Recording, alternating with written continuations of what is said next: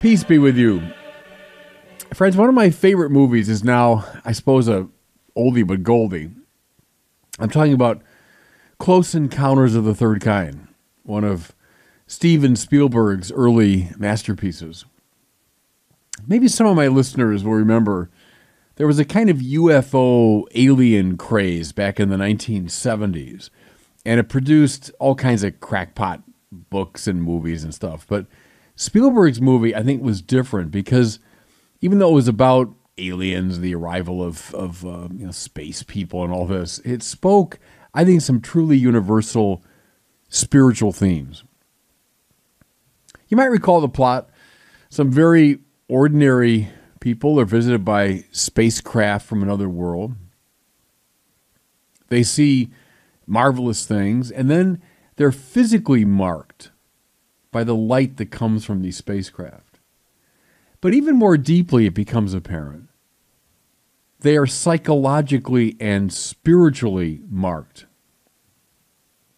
because they all begin to feel a compulsion to come to this place that they don't really know. They know there's somewhere they have to go, and they've got a very inchoate, indefinite sense of it. And the obsession begins to grow in them. They even begin to imagine and then artistically to reproduce this place that they're seeing in their mind's eye. It looks something like a great tower. So the main character, played by Richard Dreyfuss, who was in all kinds of movies back in the 70s, including Jaws, remember? So Dreyfuss forms a simulacrum of the tower in his mashed potatoes one night as he's eating. And it's a wonderful scene because his family is looking at it. What in the world is he doing as he's making this sculpture, beautifully crafted, of a thing he doesn't entirely understand, but which is obsessing him? Now, practically everyone around these chosen few thinks that these poor people have lost their mind. And they try to convince them to forget about all this craziness, but they can't. They're marked, they're chosen, they're obsessed. So finally, a handful of them from around the world kind of sort it out. They understand where they're supposed to go, and the Dreyfuss character, of course, is one of them. And they begin making their way to the famous Devil's Tower out in Wyoming. They realize that's the place that they've been seeing in their imaginations, though they didn't really understand it. That's the place they've been painting and sculpting and obsessing about, though they didn't fully understand where it was or why they were so obsessed by it.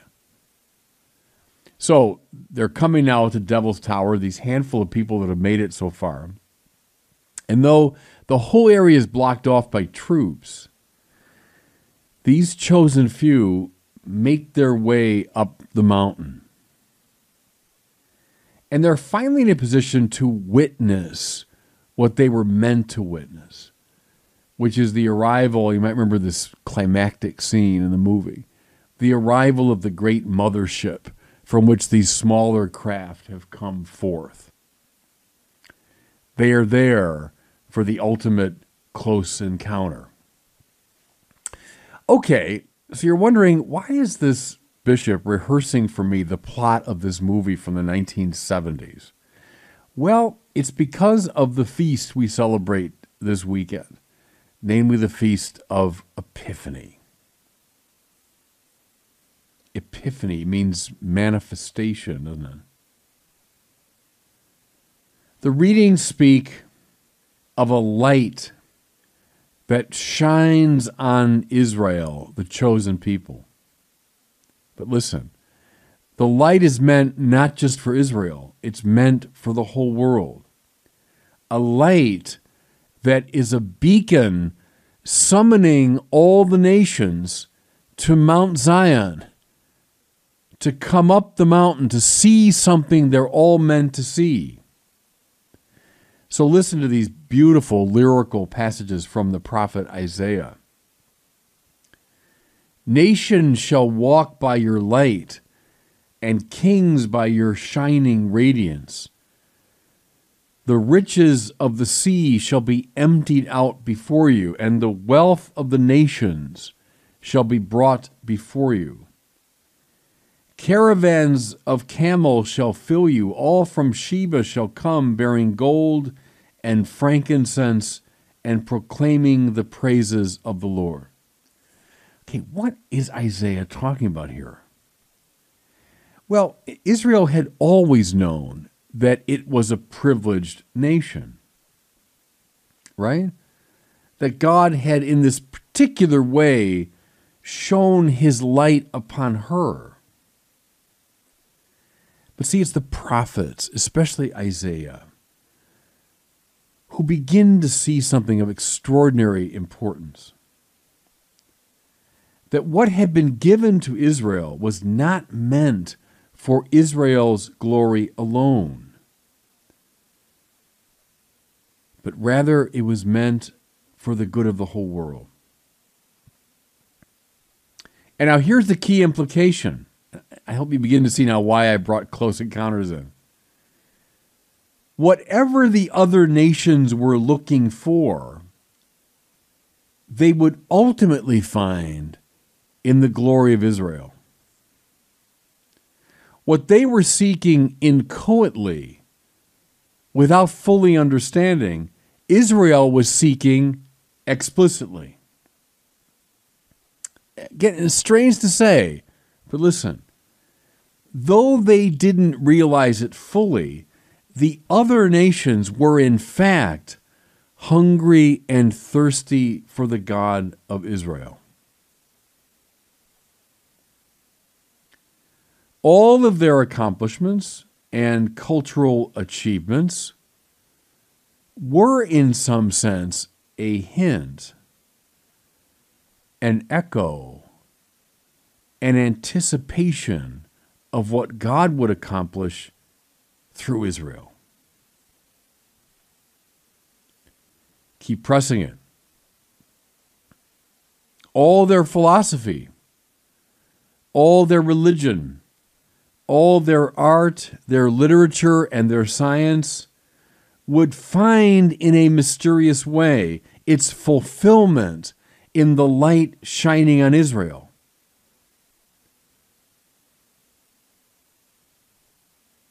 Now we see it. If Isaiah is right, then all these great cultural avatars and figures, philosophers, scientists, seekers, religious people from all over the world, were in fact like those characters from Close Encounters, who were painting and sculpting an object that fascinated them, but that they in fact barely knew. Does that make sense? Does that make sense? In their own work, in their own achievements, in their own religiosity and spirituality, in their own philosophy, they were in fact seeking what God would show in the light of Israel.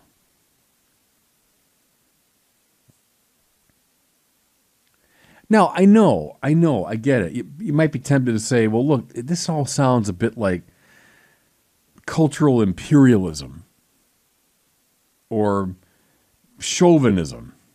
I mean, so what? Aristotle, Plato, Confucius, the Buddha, the Upanishads, I mean, all of these cultural achievements and great figures look to Israel? Well, yeah. That's what I'm saying.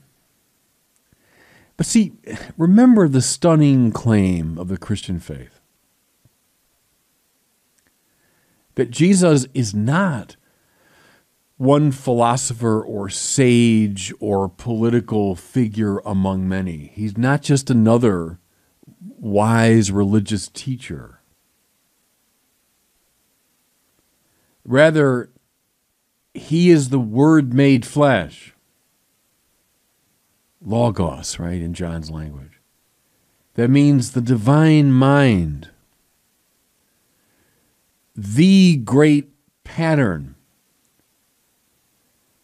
the intelligibility through which all things were created, toward which all minds are tending.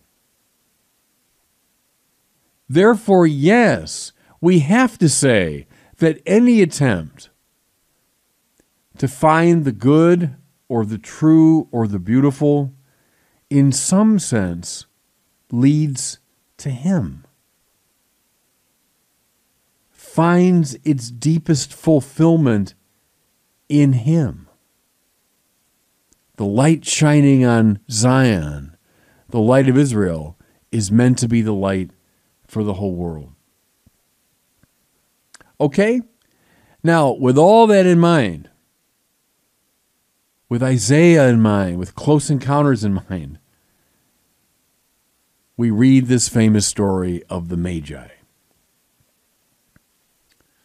Who are the Magi? Well, the word in the gospel is magoi. It's a strange word, magic, magician are related to that. Who are these magoi? I mean, would you say magicians, astrologers, astronomers, sages? I mean, all those would probably be legitimate renderings. We know that east of Jerusalem in sort of Persian lands, there was a culture of stargazing. We'd say probably a combination of astronomy and astrology, but they were something like that. They were from this high intellectual culture.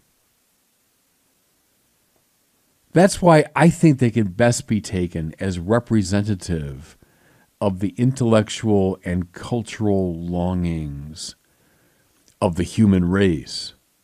These are not like the shepherds, very simple people to whom the angels appeared on Christmas night. This represents now the more sophisticated, cultural, intellectual, scientific, philosophical longing of the human heart. They are indeed, these three magoi, these wise men, symbolic of science, art, philosophy, literature, all forms of cultural achievement and aspiration. Their surveying of the night sky is evocative, I think, of all forms of intellectual searching, all of our attempts to attain the true and the good and the beautiful. Look, what are all wise people of any discipline looking for? Some form of intelligibility, right? Some pattern, some meaningful arrangement. What are all artists trying to create? Something with consonance, integrity, and luminosity. Well, who is Jesus Christ? He is the great pattern. He is the Logos. He is meaning with a capital M. He's form. He's the divine mind. He's the intelligible in itself.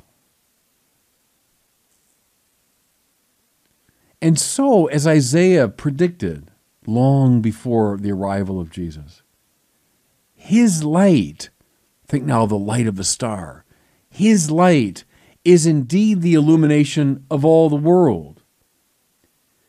To His light, all seekers are indeed destined to come. Don't read this as imperialism or cultural chauvinism, but read it as a sign of great hope. There is a goal to our intellectual, artistic searching. There is a fulfillment of the deepest longing of the human heart. And it's found in Jesus Christ, the light of the world. And God bless you.